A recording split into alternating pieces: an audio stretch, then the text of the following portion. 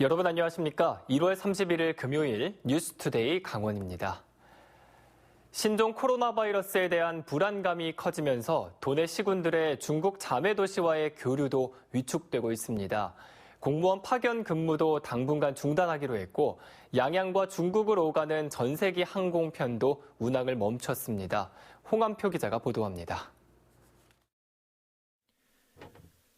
강릉시가 지난 2004년부터 자매도시 결연을 맺은 중국 징저우시와의 공무원 파견 근무 교류를 당분간 중단합니다. 당초 다음 달 말까지 근무 예정이었던 파견 근무 직원을 지난 25일 긴급 귀국하게 했고 바이러스 잠복기 등을 고려해 당분간 자택에서 생활하도록 했습니다. 3월에 보내려던 공무원 신규 파견 계획도 무기한 연기했습니다. 바이러스가 사태가 진전될 때까지 저희들이 잠정 연기를 해가지고 그 이후에 저희들이 파견 공무원을 보낼 걸 계획으로 가지고 있습니다. 동해시도 자매도시나 우후도시인 중국 투먼시, 하이커우시 등과의 인사 교류를 중단했고 태백시도 자매도시인 중국 허룽시, 삼척시는 둥잉시와의 파견 근무를 당분간 하지 않기로 했습니다. 당장 교류 사업이 중단된 곳도 있습니다.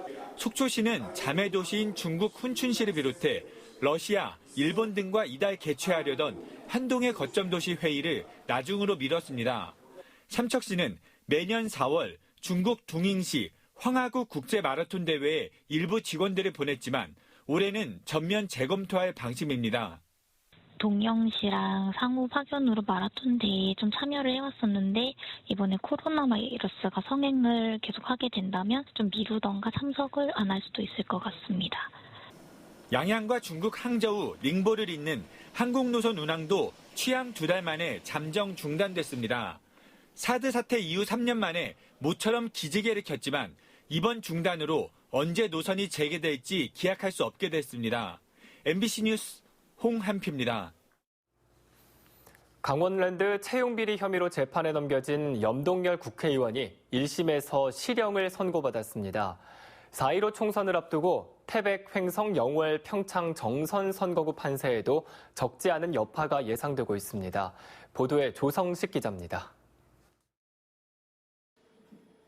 자유한국당 염동열 국회의원이 1심에서 의원직 상실형을 선고받았습니다.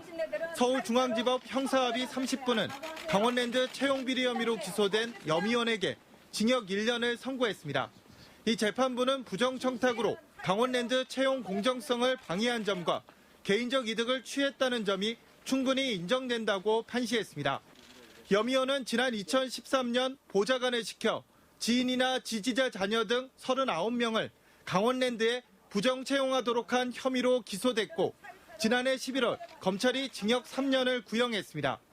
1심 판결 직후 염 의원은 무죄를 주장하며 항소의 뜻을 밝혔습니다. 오로지 그것은 폐강 지역의 경제 개선과 폐강지 자녀들에 대한 이런 취업 문제에 관한 것으로 언젠가는 진실이 밝혀질 거라 생각합니다. 이번 재판 결과로 자유한국당 내 태백 영평정 선거구 공천구도에도 적지 않은 영향이 예상됩니다.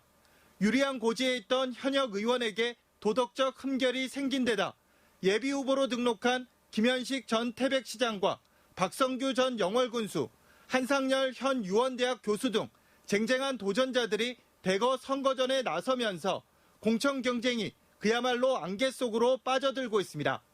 한편 더불어민주당에는 원경환 전 서울경찰청장과 장승호 지역위원장이 출사표를 던졌고 국가혁명 배당금당 김은희 예비후보도 이름을 올렸습니다. 4.15 총선을 앞두고 현역 의원들의 재판 결과가 드러나면서 선거 판세에 중요한 변수로 작용하고 있습니다. MBC 뉴스 조성식입니다. 강원도 교육감이 음식점 회식 자리에서 고등학생 아르바이트생에게 술을 권했다는 보도 이후 지역의 비판 여론이 높았습니다. 하지만 선출직 고위공직자인 만큼 이렇다 할 견제나 감시 장치가 없다는 지적도 나오고 있습니다. 허주희 기자가 보도합니다.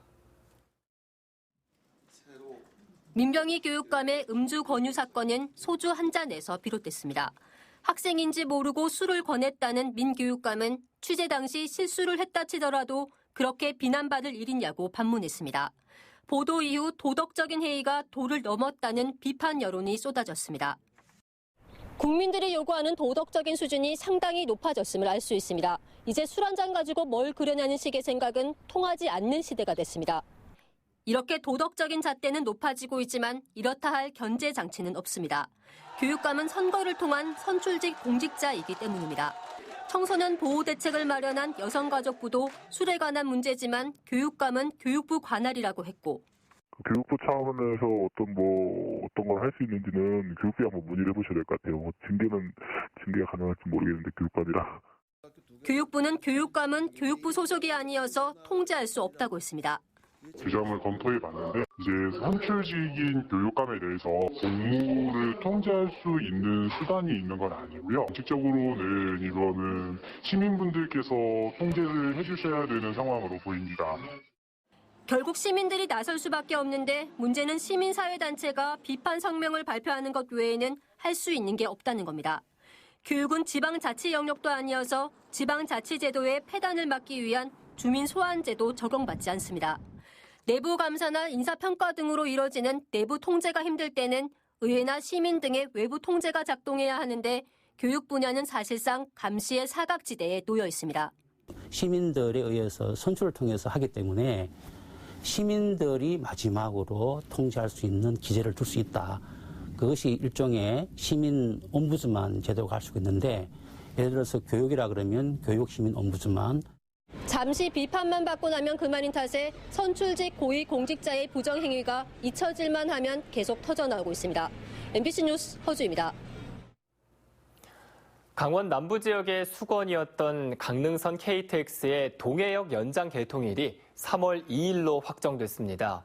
서울과 동해를 2시간대로 잇게 되면서 접근성 개선과 관광객 증대 등을 기대할 수 있게 됐습니다. 배연환 기자가 취재했습니다. 강릉선 KTX의 동해역 연장 개통일이 최종 확정됐습니다. 코레일은 동해시 감추사 구간의 안전 문제로 개통이 미뤄졌던 강릉선 KTX 동해역 연장이 오는 3월 2일로 결정됐다고 밝혔습니다. 2017년 12월 강릉선 KTX의 개통 이후 2년 3개월 만에 동해역까지 연장 운행됩니다. KTX 열차는 평일과 휴일, 토요일에 따라 하루 왕복 4회에서 7회 운행합니다. 종착역인 동해역을 포함해 묵호역과 정동균역에도 KTX 열차가 정차합니다. 운임은 일반실 기준으로 3만 원 안팎으로 정해졌습니다. KTX 열차를 타면 차량으로 이동하거나 열차 환승을 했을 때보다 한두 시간이 절약됩니다. 서울에서 2시간 거리로 교통망이 개선되면서 주민들의 편리성이 커지고 관광객 증대 등도 기대되고 있습니다. KTX가 들어옴으로써 불편하던 점이 굉장히 이제는 해결됐고 따라서 관광객은 물론 이 지역의 경제 지형이 바뀔 것으로. 동해역 구간의 열차 승차권 예매는 오는 2월 10일부터 가능하며 코레일 홈페이지와 코레일톡 애플리케이션, 전국 역에서 할 수 있습니다. MBC 뉴스 배연환입니다. 신종 코로나 바이러스의 확산 방지를 위해 중국 유학생과 교환학생에 대한 관리 대책이 추진되고 있습니다. 강원대학교는 외국인 유학생을 대상으로 감염병 대응 매뉴얼을 배부한 뒤 중국인 유학생 380여 명에 대해서는 출입국 여부를 전수조사하기로 했습니다. 또 외국인 유학생 문화탐험과 한국어 연수 과정 등은 휴강 또는 취소하겠다고 밝혔습니다. 강원대는 또 중국에서 수학 중인 재학생 8명은 조기 귀국을, 또 올 1학기 중국 파견 예정 교환학생 19명에 대해서는 취소를 각각 권고하고 있습니다. 최근 2주 사이 중국을 다녀온 도내 학생들이 모두 무증상으로 파악된 가운데 강원도 교육청이 신종 코로나 바이러스 예방을 위한 대책을 발표했습니다. 도교육청에 따르면 다음 달 초등 돌봄 교실과 방과 후 학교를 운영하는 초중고등학교 가운데 지난 13일부터 28일까지 중국을 다녀온 학생과 강사, 전담사는 12명으로 파악됐습니다. 또 유치원은 5명으로 모두 증상이 없는 것으로 나타났습니다. 도교육청은 부교육감을 단장으로 예방대책반을 확대 개편하는 동시에 체험학습과 교직원 연수 등 모든 행사를 자제하고 현장 소독과 개인 위생을 강화하도록 지침을 내렸습니다. 도내 각 지자체들이 신종 코로나 바이러스 확산을 막기 위해 선별 진료소를 운영하는 등 선제적 대응책 마련에 나섰습니다. 홍천과 인제군은 관내 각 보건소와 특정 병원에 선별 진료소를 설치하고 의심 증상을 호소하는 환자가 발생할 경우 초기부터 적극 대처하기로 했습니다. 또 각 지역에 산재한 의료기관을 실시간으로 모니터링하는 한편 주민들을 대상으로 마스크와 손소독제를 배부하는 등 적극적인 홍보 활동에 나섰습니다. 한편 선별진료소는 도내 18개 시군 31곳에 설치돼 있으며 보건소를 중심으로 추가될 전망입니다. 다음 달부터 의료 접근성이 낮은 도내 8개 군 지역 임산부를 대상으로 정기검진 교통수단이 지원됩니다. 횡성과 영월, 평창 등 8개 군 지역에 거주하는 임산부는 임신부터 출산 후 1개월까지 도내 모든 의료기관과 타 지역 왕복 60km 이내 병원까지 의용소방대원이 동행하게 됩니다. 병원 예약일로부터 15일 전 보건소로 신청하면 소방서에서 일정을 확정해 서비스를 지원하게 됩니다. 강원도교육청은 도내 교감급 이상 370여 명을 포함한 교육공무원 2천여 명에 대한 정기 인사를 3월 1일자로 단행했습니다. 교육국장은 천미경 원주교육지원청 교육장, 강원도 교육연수원 원장은 김준기 교육국장, 공보 담당관은 한왕규 광판초등학교 교장을 각각 임명했습니다. 또 강원 진로교육원장에는 권종석 미래교육과 장학관을, 강원 외국어교육원장에는 이경애 원주여고 교감을 임명하는 등 교감급 인사 이상 374명에 대한 인사를 단행했습니다.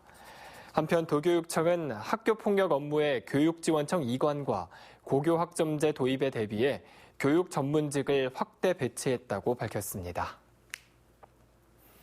강릉시 의회가 오는 2025년 지능형 교통 시스템인 ITS 세계 총회의 강릉 유치를 촉구하는 결의안을 발의했습니다.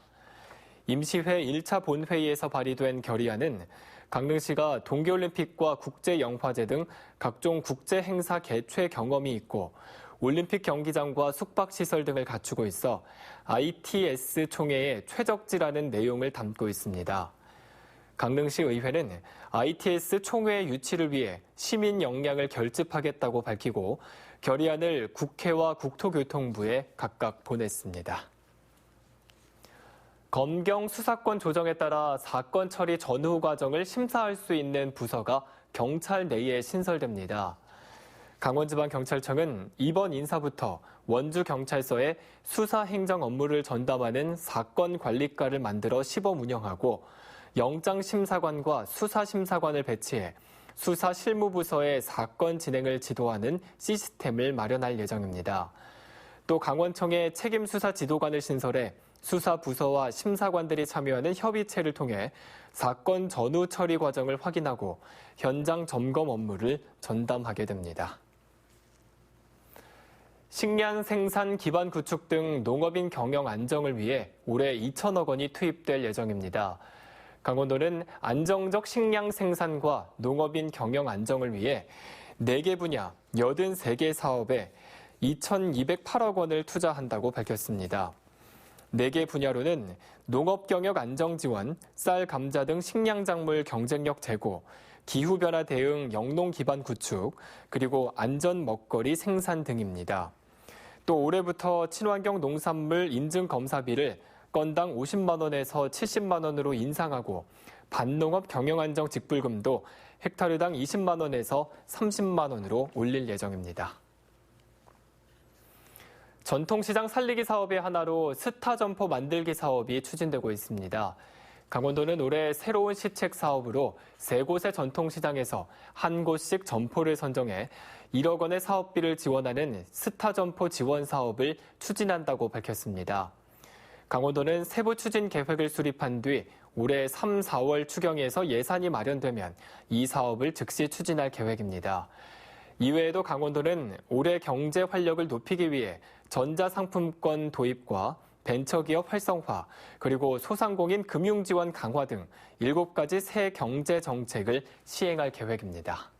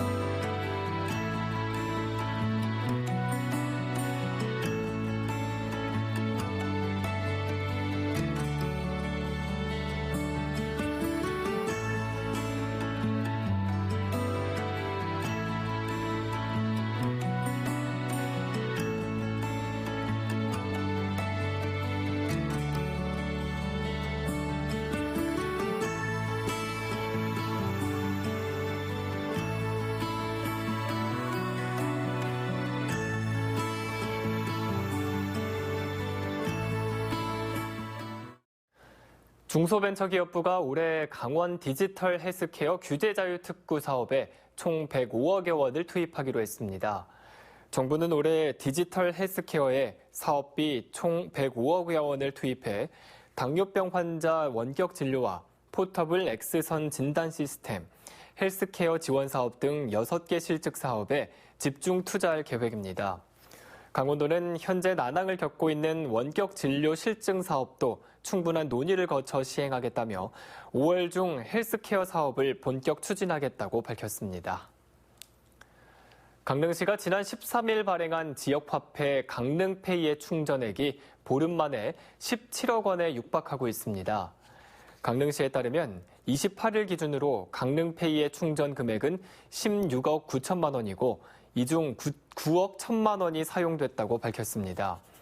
사용처별로는 유통소매업과 한식당 등에서 주로 사용됐고 연령대별로는 40대가 35%로 가장 많고 30대 25%, 50대가 24% 순으로 나타났습니다. 플라이강원의 국제선 노선이 다음 달부터 본격적으로 확대됩니다. 플라이강원은 다음 달 12일부터 양양에서 필리핀 클라크 필드 노선에 추가로 취항할 예정입니다. 이상으로 뉴스투데이 강원을 마칩니다. 시청해주신 여러분 고맙습니다.